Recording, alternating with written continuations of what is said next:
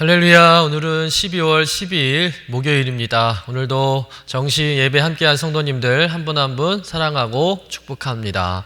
다 같이 사도신경으로 우리의 신앙을 고백하며 예배의 자리로 나가겠습니다. 전능하사 천지를 만드신 하나님 아버지를 내가 믿사오며 그 외아들 우리 주 예수 그리스도를 믿사오니 이는 성령으로 잉태하사 동정녀 마리아에게 나시고 본디오 빌라도에게 고난을 받으사 십자가에 못 박혀 죽으시고 장사한 지 사흘 만에 죽은 자 가운데서 다시 살아나시며 하늘에 오르사 전능하신 하나님 우편에 앉아 계시다가 저리로서 산자와 죽은 자를 심판하러 오시리라. 성령을 믿사오며 거룩한 공회와 성도가 서로 교통하는 것과 죄를 사하여 주시는 것과 몸이 다시 사는 것과 영원히 사는 것을 믿사옵나이다. 아멘. 다 같이 찬송가 303장 날 위하여 십자가에 함께 찬송하겠습니다.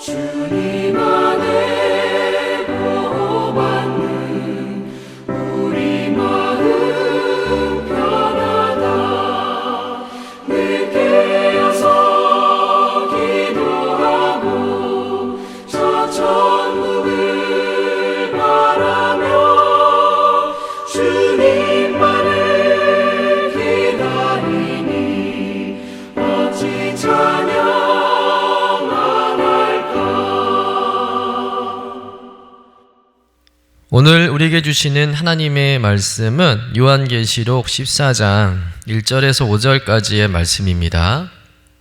함께 받들어 읽겠습니다. 또 내가 보니 보라 어린 양이 시온산에 섰고 그와 함께 14만 4천이 서 있는데 그들의 이마에는 어린 양의 이름과 그 아버지의 이름을 쓴 것이 있더라. 내가 하늘에서 나는 소리를 들으니 많은 물소리와도 같고 큰 우레소리와도 같은데 내가 들은 소리는 검은 것 타는 자들이 그 검은 것을 타는 것 같더라.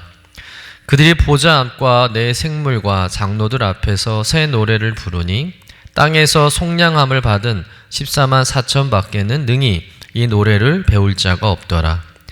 이 사람들은 여자와 더불어 더럽히지 아니하고 순결한 자라. 어린 양이 어디로 인도하든지 따라가는 자며 사람 가운데에서 속량함을 받아 처음 익은 열매로 하나님과 어린 양에게 속한 자들이니 그 입에는 거짓말이 없고 흠이 없는 자들이더라. 이는 하나님의 말씀입니다. 아멘. 요한계시록은 신앙의 모진 박해와 핍박으로 인해서 고통당하는 성도들을 위로하고 또 용기를 줄 목적으로 기록된 말씀입니다. 오늘 요한계시록 14장은 바로 고난과 박해를 받고 있는 성도들에게 반전을 주는 계시의 말씀이죠. 어린 양 예수 그리스도를 따르는 자들의 승리와 영광스러운 찬양의 모습을 그리고 있기 때문입니다. 우리 본문의 1절 말씀을 다시 한번 읽어보겠습니다. 또 내가 보니 보라, 어린 양이 시온산에 섰고 그와 함께 14만 4천이 서 있는데 그들의 이마에는 어린 양의 이름과 그 아버지의 이름을 쓴 것이 있더라. 어린 양은 우리의 죄를 친히 담당하시고 우리의 죄로 인하여 죽으시고 부활하신 예수 그리스도를 상징합니다. 어린 양 대신 예수님이 계신 장소가 어디라고 말씀하고 있습니까? 바로 시온산이라고 말씀하고 있죠. 여러분, 시온산은 우리에게 생소하고 별로 의미 없는 개념이겠지만 이스라엘 백성들에게 시온산은 삶과 신앙의 중심이고 모토였습니다. 왜냐하면 시온산에 하나님의 성전이 있기 때문이죠. 예루살렘 성전을 병품처럼 두르고 있는 시온산은 이스라엘 백성들에게 마치 하나님을 연상케 합니다. 그래서 시온산 하면 하나님의 영광과 위엄 또 지키심을 경험하는 곳이었습니다. 이스라엘 회복은 곧 시온의 회복이라 할 만큼 시온산은 그들의 영광스러운 곳이었다는 거죠. 그런데 오늘 말씀에서 하나님의 영광과 위엄과 거룩함이 가득한 곳 시온산으로 비유되는 것은 다름 아닌 천국 하나님의 나라를 의미한다는 거예요. 사도 요한은 시온산과 같은 하나님의 나라에서 천국에서 예수님을 중심으로 14만 4천 명이 서 있는 것을 보게 되었다는 것입니다. 그 14만 4천 명이 뭘 하고 있다는 것일까요? 찬양을 하고 있는 거예요. 우리 본문 2절부터 3절 말씀 같이 읽어보겠습니다. 내가 하늘에서 나는 소리를 들으니 많은 물소리와도 같고 큰 우레소리와도 같은데 내가 들은 소리는 검은 것 타는 자들이 그 검은 것을 타는 것 같더라. 그들이 보좌 앞과 내 생물과 장로들 앞에서 새 노래를 부르니 땅에서 속량함을 받은 14만 4천 밖에는 능히 이 노래를 배울 자가 없더라. 우선 이 말씀에서 사도 요한이 말하는 14만 4천 명에 대한 이해가 좀 필요한데요. 이 14만 4천 명에 대한 말씀은 요한계시록 7장에 이미 나와 있습니다. 요한계시록 7장 3절 4절 말씀 읽어보겠습니다. 이르되 우리가 우리 하나님의 종들의 이마에 인치기까지 땅이나 바다나 나무들을 해하지 말라 하더라. 내가 인침을 받은 자의 수를 들으니 이스라엘 자손의 각 지파 중에서 인침을 받은 자들이 14만 4천이니. 자, 14만 4천 명을 하나님의 종들이요 또 이스라엘 자손의 각 지파 중에서 인침을 받은 자들이다 라고 말씀하고 있습니다. 하나님의 종이라는 말은 하나님의 자녀라는 말과 같은 의미이고요. 또 인침을 받았다는 것은 예수 그리스도의 피로 말미암아 의롭다 인정함을 받았다는 것을 의미합니다. 다시 말해서 이 14만 4천 명은 예수 그리스도를 믿고 구원받은 허다한 무리와 성도들을 의미한다는 것이죠. 14만 4천 명은 사탄과 적 그리스도, 거짓 선지자들의 거듭된 회유와 협박에도 불구하고 또 수많은 박해와 고난을 받으면서도 믿음을 포기하지 않고 기꺼이 죽음까지 감당해내면서 믿음의 순결함을 지킨 성도들을 말한다는 것이죠.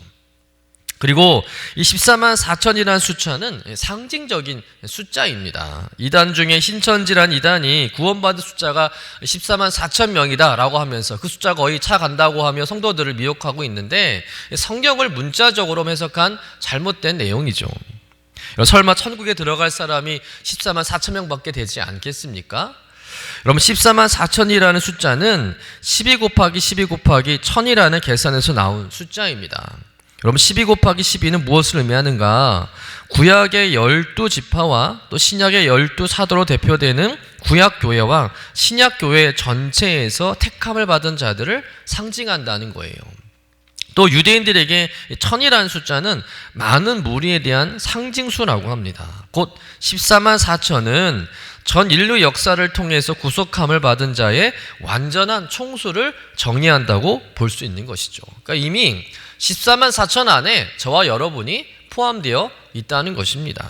그런데 이들이 하나님의 음성을 듣게 되죠. 그 음성은 마치 많은 물소리와 같아서 웅장하고 강하고 힘이 있다는 거예요. 여러분, 엄청난 폭포 밑에 가면 어떻습니까? 그 폭포 소리에 압도당하지 않습니까? 그처럼 하나님의 음성이 큰 우레소리와 같아서 깊고 우렁찬스며, 한편으로는 이 검은 거 타는 소리와 같아서 마치 어떤 리듬과 아름다운 선율을 담은 노래와 같이 들렸다는 거예요. 사도 요한이 그만큼 감동과 은혜와 또 전율을 느꼈다는 것이죠.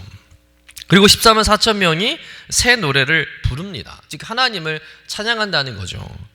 그런데 3절 끝부분에 보면 땅에서 속량함을 받은 14만 4천 밖에 능히 이 노래를 배울 자가 없더라, 이렇게 말씀하고 있습니다. 이 말씀에서 새 노래란 시간적으로 새롭다는 말이 아니라, 어떤 신곡을 말하는 것이 아니라, 예수 그리스도를 영접하고 믿고 큰 환난을 믿음으로 극복하고 승리한 믿음의 성도들이 배우고 부를 수 있는 신령한 영적 노래라는 거죠. 다시 말해서 하나님을 찬양하는 노래요, 구원의 노래를 말하는 것입니다. 이 노래는 땅에서 구속함을 받은 14만 4천 명 밖에는 능히 이 노래를 배울 자가 없다고 말씀하고 있는 거죠. 여기서 배운다는 것은 모르는 노래를 그저 배워서 부른다는 의미가 아닙니다. 여러분, 구원받지 못한 사람들, 교회 다니지 않은 사람들도 찬송가를 배워서 얼마든지 부를 수 있습니다. 일반 성악가들은 예수를 믿지 않아도 찬송가를 더 정확하게 멋지게 부를 때가 있지 않습니까? 그러나 그 노래는 새 노래가 아니라는 거예요. 신령한 노래가 아닙니다. 왜냐하면 신앙의 고백이 없는 찬송은 그 사람의 존재와 삶과는 아무런 관계가 없는 노래이기 때문이죠. 새 노래는 구원받은 특별한 경험이 없는 사람은 부를 수 없는 노래라는 거죠. 그래서 새 노래는 배워서 부르는 노래가 아닙니다. 새 노래는 우리의 신앙의 고백이고 간증이라는 것이죠. 중요한 것은 이 노래를 하늘나라에 가서 비로소 부를 수 있는 것이 아니라 땅에 있을 때부터 부를 수 있다는 거예요. 이 노래는 구속함을 받는 그 순간부터 부를 수 있다는 것이죠. 우리가 아까 부른 찬송가 가사처럼 구속함을 받은 우리 어찌 찬양 안 할까? 즉 하나님을 찬양하는 일이 아무나 하는 일이 아니라는 것이죠. 매일의 삶 속에 하나님의 구원의 능력과 사랑과 긍휼과 그 자비하심이 경험되어질 때 비로소 그 찬송을 부를 수 있다는 거예요. 하나님의 은혜를 알고 하나님의 구속을 받은 자만이 할 수 있는 것, 그것이 찬송이고 찬양인 줄로 믿습니다. 그러니 우리가 찬송할 수 있다는 것이 얼마나 큰 축복임을 우리가 깨달아야 할 줄로 믿습니다. 여러분, 찬송의 은혜와 기쁨과 능력과 축복을 누리며 살아가는 여러분 되시기를 주님의 이름으로 간절히 축원합니다. 이제 4절부터 5절까지는 새 노래를 부른 14만 4천 명이 어떤 사람들인지, 다시 말해 천국에서 예수님과 함께 서 있는 이 구원받은 성도들은 어떤 특징을 가지고 있는지를 설명해 주고 있죠. 우리 본문 4절 5절 말씀을 좀 같이 읽어보도록 하겠습니다. 이 사람들은 여자와 더불어 더럽히지 아니하고 순결한 자라, 어린 양이 어디로 인도하든지 따라가는 자며 사람 가운데서 속량함을 받아 처음 익은 열매로 하나님과 어린 양에게 속한 자들이니 그 입에 거짓말이 없고 흠이 없는 자들이더라. 자, 첫 번째는 어떤 특징이 있다고 말씀하고 있습니까? 여자와 더불어 더럽히지 아니하고 순결한 자다. 자, 여기에서 이 여자는 음녀를 말해요. 성경은 우상 숭배를 영적 간음이라고 말하고 그 간음을 주도하는 일을 음녀라고 지칭합니다. 즉 음녀는 하나님을 배신하게 하고 우상을 숭배하도록 유혹하는 사탄을 의미한다는 것이죠. 그런데 이 14만 4천 명은 어떤 상황에서도 우상 숭배를 하지 않고 예수님에 대한 신앙의 정절을 지켰다는 거예요. 그들은 세상의 풍조를 따르지 않았다는 겁니다. 남들은 다 우상을 섬겨도 이들은 절대 우상 앞에 절하지 않았다는 것이죠. 오직 하나님께 속한 자로 삶을 살아가는 성도들이었다는 겁니다. 하지만 그만큼 또 감내해야 할 많은 어려움과 박해가 있었을 것입니다. 심지어 목숨도 버려야 했을 것입니다. 그러나 하나님의 나라에서는 우상을 따르지 않고 유혹을 이겨낸 성도들이 영광을 받고 왕노릇한다고 말씀하고 있죠. 요한계시록 20장 4절 말씀해 보면 예수를 증언함과 하나님의 말씀 때문에 목배임을 당한 자들의 영혼들과 또 짐승과 그의 우상에게 경배하지 아니하고 그들의 이마와 손에 그의 표를 받지 않는 자들이 살아서 그리스도와 더불어 1000년 동안 왕노릇하리라. 아멘. 여러분, 여러분들도 어떤 우상과 유혹에도 넘어지지 않고 하나님께 속한 자로 끝까지 살아감으로 장차 천국에서 왕노릇하시는 여러분 되시기를 주님의 이름으로 간절히 축원합니다. 두 번째는 어린 양이 어디로 인도하든지 따라가는 자들, 그들이 14만 4천 명이라는 거예요. 여러분, 예수님은 우리의 선한 목자가 되심을 믿습니다. 우리는 그 목자 되신 주님을 따라가는 양이죠. 양은 목자의 음성을 알고 따라갑니다. 그러므로 예수님께서 어디로 인도하든지 또 그 사명과 사역이 아무리 어려울지라도 자기를 부인하고 자기 십자가를 지고 목자 되신 예수님을 따라가는 자, 그들이 바로 14만 4천 명 안에 든다는 것이죠. 여러분, 목자 되신 주님의 인도를 받고 주님만 따라가는 순한 양 같은 성도님 되시기를 주님의 이름으로 간절히 축원합니다. 세 번째는 입에 거짓이 없는 자다라는 거죠. 14만 4천 명은 한마디로 말해서 진실한 성도라는 겁니다. 진실하게 살다가 불이익을 당해도 절대 거짓을 따라가지 않는다는 것이죠. 목숨을 걸고 진실을 지켜낸다는 거예요. 여러분, 거짓은 사탄의 속성 아니겠습니까? 거짓을 말하게 한다는 것은 사탄을 따라간다는 거예요. 사탄에게 종노릇 한다는 것입니다. 그러므로 우리는 매사에 거짓이 없고 진실해야 한다는 거죠. 끝으로 14만 4천 명은 흠이 없는 자들이라고 말씀하고 있습니다. 그러나 이 세상에 흠이 없는 사람은 단 한 사람도 없죠. 오늘 말씀에서 흠이 없다는 말은 예수 그리스도의 보혈로 재씻음을 받았다는 것이고, 그리고 그 이후의 삶도 하나님 앞에서 생망을 받을 것이 없이 철저하게 회개하는 삶으로 인해서 날마다 거룩한 삶의 열매를 맺어간 사람들, 그들을 14만 4천 명이라고 말한다는 것이죠. 사도 바울이 권면한 말씀처럼 로마서 12장 1절의 말씀, 이런 말씀 있죠. 그러므로 형제들아, 내가 하나님의 모든 자비하심으로 너희를 권하노니 너희 몸을 하나님이 기뻐하시는 거룩한 산 제물로 드리라. 이는 너희가 드릴 영적 예배니라. 흠이 없는 삶이란 모든 상황 속에서 삶으로 하나님께 예배를 드리고 하나님께서 기뻐하시는 삶을 살아내는 것, 그것이 흠이 없는 삶의 의미라는 것이죠. 사랑하는 성도 여러분, 하늘에서 어린 양 되신 예수 그리스도와 함께 서서 노래를 부를 수 있는 이 14만 4천 명은 어떤 사람들입니까?